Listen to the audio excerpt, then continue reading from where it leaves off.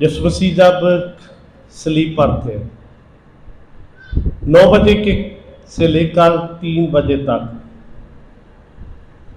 3 کلمے جو تھے انہوں نے روشنی میں بیان کیے، جس میں پہلا کلمہ تھا باپ ان کو معاف کر کیونکہ یہ کیا کرتے ہیں۔ کیا کچھ اس کے ساتھ ہو رہا تھا ساری رات۔ میں نے پہلے بیان کیا کہ اس کو عدالتوں میں گھسیٹا گیا، لیکن اس نے اپنے ستانے والوں کے لیے معافی مانگی۔ یہ کلمہ ہمیں سکھاتا ہے کہ اس دنیا میں رہتے ہوئے جو ہمارے ساتھ زیادتی کرتے ہیں، جو ہمارے دشمن ہیں، ان کے لیے ہمیں ان کو معاف کرنے کی ضرورت ہے، لیکن افسوس کے ساتھ دنیا کے اندر ہمیں نظر نہیں آتا۔ خدا یسوع مسیح کی تعلیم، پہاڑی واز، مبارک بادیاں، اس میں خدا یسوع مسیح نے کہا کہ اپنے دشمنوں کے لیے دعا کرو۔ جب تم ایسا کرتے ہو کہ گویا تم اس کے سر پر آگ کے انگاروں کا ڈھیر لگاتے ہو۔ خدا یسوع مسیح کا یہ کلمہ جو معافی کا کلمہ ہے کہ معاف کرنا، وہ چاہتے ہیں کہ اس کے پیروکار جو ہے، جو اس پر ایمان رکھتے ہیں، جو کہتے ہیں ہم مسیحی ہیں، تو ان کی زندگی سے مسیح نظر آنا چاہیے، لیکن نظر نہیں آتا۔ صرف نام نہاد مسیحی ہے ہم، مسیح کی تعلیم پر ہم عمل نہیں کرتے۔ دونوں ہاتھوں میں کیل، پاؤں میں کیل، سر کے اوپر کانٹوں کا تاج، جسم لہو لہان، لیکن خدا یسوع مسیح نے کہا کہ باپ ان کو معاف کر۔ اور یہ کلمہ ہمیں سکھاتا ہے کہ ہمیں معاف کرنے کی ضرورت ہے۔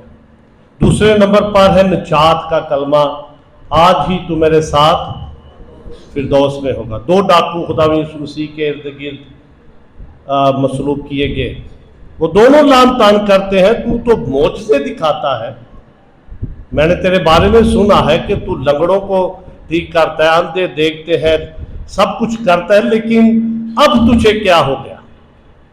لیکن تھوڑی دیر بعد خدا کا کلام بیان کرتا ہے کہ ایک ڈاکو نے کہا کہ ہم تو اپنے گناہ کی سزا پا رہے ہیں، یہ تو بے گناہ ہے، اس کی زندگی کے اندر کوئی گناہ نہیں۔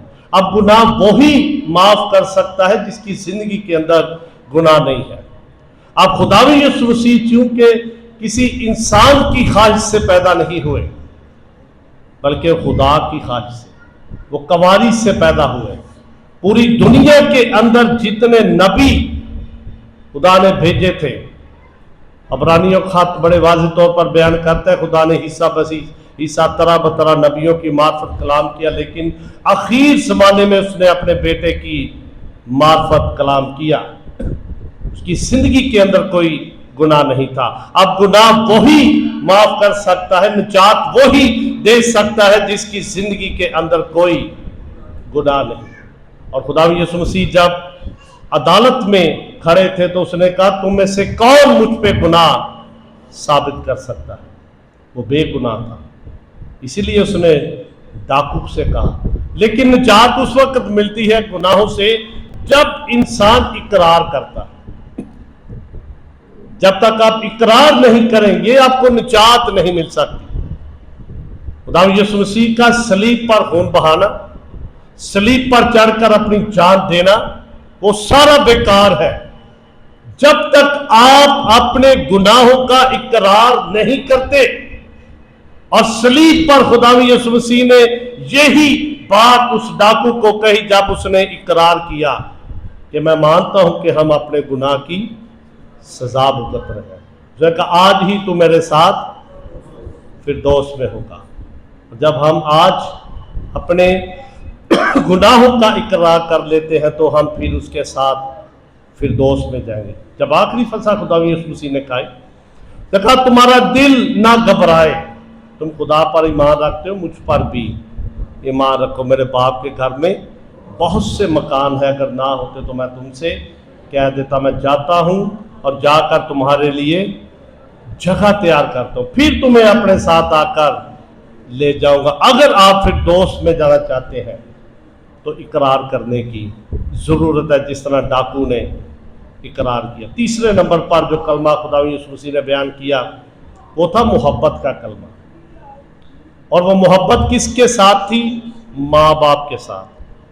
صلیب پر اس نے ہمیں یہ سکھایا، یہ سارے کلمے ہمارے لیے ہیں کہ خداوند یسوع مسیح اس کرب کی حالت میں جب بڑی تکلیف میں ہے وہ اپنی ماں کی فکر کرتے ہیں۔ اور آج کے دور میں جب بچے جوان ہو جاتے ہیں تو کوئی محبت نہیں ہے بچوں کے اندر، سارے پیسے کے پیر ہیں، پیسے نہ دیں تو کوئی عزت نہیں ہے کہ نہیں؟ ایسی بات ہے نا؟ تو پھر کہتے ہیں لے تو ہاں سا دلی کی کیتا ہے۔ اور آپ دیکھیں کہ ماں باپ کتنی محنت کے ساتھ بچوں کی پرورش کرتے ہیں، اور خداوند یسوع مسیح ہمیں یہ سکھا رہے ہیں کہ ہمیں اپنے ماں باپ کی فکر کرنے کی ضرورت ہے جو ہماری پرورش کرتے ہیں۔ اور پھر چوتھے نمبر پر کلمہ ہے جی، اے میرے خدا، اے میرے خدا تو نے مجھے کیوں چھوڑ دیا؟ احساس تنہائی۔ لوگ کہتے ہیں جی بڑا مشکل کلمہ ہے، بڑے لوگوں کو میں نے سنا ہے کوئی اس کلمے کے ساتھ جو جس لیول کا یہ کلمہ ہے اس کے مطابق اسے بیان نہیں کرتا۔ ہر بندہ یہی کہتا ہے جی نہیں خدا نے اسے نہیں چھوڑا۔ وہ جب خداوند یسوع مسیح بیان کر رہے ہیں اے میرے باپ، اے میرے خدا، اے میرے خدا تو نے مجھے کیوں چھوڑ دیا؟ گناہ ہے دنیا کے اوپر، نجاستی ہے اس کے اوپر۔ تھوڑی دیر کے لیے اگر باپ نے آنکھیں پیچھے بھی کر دی کیونکہ وہ برائی کو دیکھ نہیں سکتا۔ اور پھر کلمہ ہے جی میں پیاسا ہوں۔ اب یہ کلمہ واضح کرتا ہے کہ خداوند یسوع مسیح مکمل طور پر انسان تھے، مکمل طور پر انسان ہے، مکمل طور پر خدا ہے، الہی ہستی ہے۔ جب انہیں پیاس لگی ہے ایسی کرب کی حالت میں، دو باتیں ہیں اس میں، ایک تو انسان ہوتے ہوئے اس کو پیاس لگی ہے، اور یہی خداوند ہے جب سامری عورت کے ساتھ اس کی گفتگو ہوئی ہے اور اس نے کہا اگر تم اس سے پانی مانگتی تو میں تجھے زندگی کا، برتن تو تیرے پاس ہے نہیں کیونکہ یہودی اپنے پاس برتن رکھتے تھے، جہاں پیاس لگتی تھی کنویں سے پانی نکال لیتے تھے، یسوع کے پاس برتن بھی نہیں تھا، لیکن یسوع جان بوجھ کر سامریوں کے علاقے میں گیا تاکہ وہ لوگ بھی بچ سکیں۔ اس نے کہا کہ تو مجھ سے مانگتی تو میں تجھے زندگی کا پانی دیتا۔ اور خداوند یسوع مسیح کو دنیا کے اندر روحوں کی پیاس ہے کہ لوگ اس کے کلام پر چلے، اس کی طرف آئیں، اس کی طرف لوٹیں اور اپنی زندگیوں کو بچا سکیں۔ آج بھی اس کو تڑپ ہے لوگوں کی جانوں کی۔ اور پھر چھٹے نمبر پر کلمہ بیان کیا گیا تمام ہوا۔ جو کام باپ نے اس کے سپرد کیا تھا وہ سارا کام اس نے اپنی حیاتی میں، اپنی زندگی میں مکمل کیا۔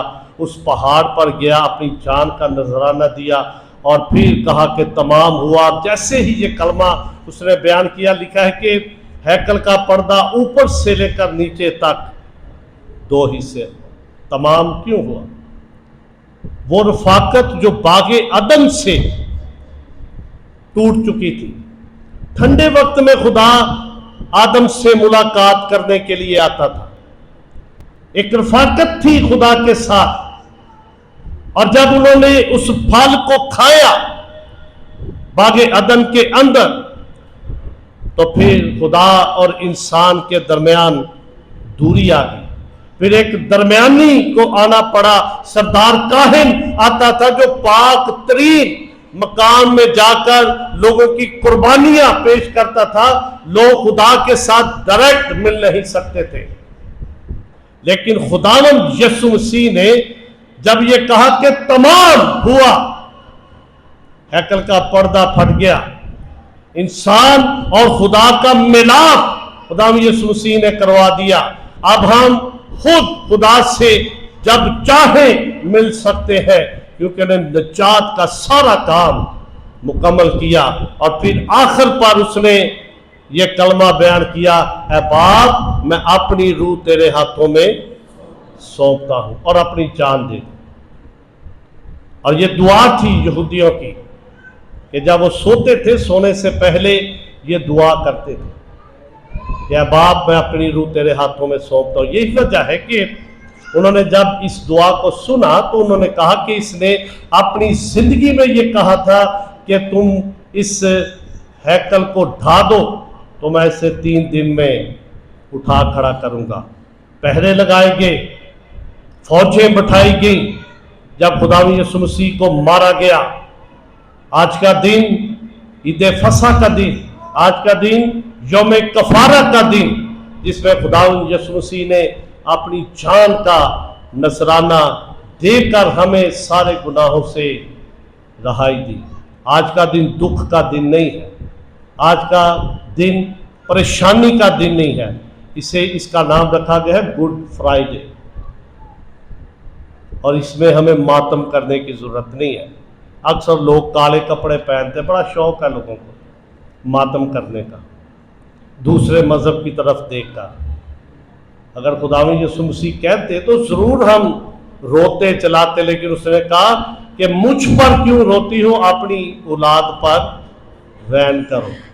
اس لیے آج کا دن پریشانی کا دن نہیں ہے، آج کا دن نجات کا دن ہے، آج کا دن خوشی کا دن ہے کہ خداوند یسوع مسیح نے آج سے 2024 سال پہلے ہمارے ساری نجات کا بندوبست کیا۔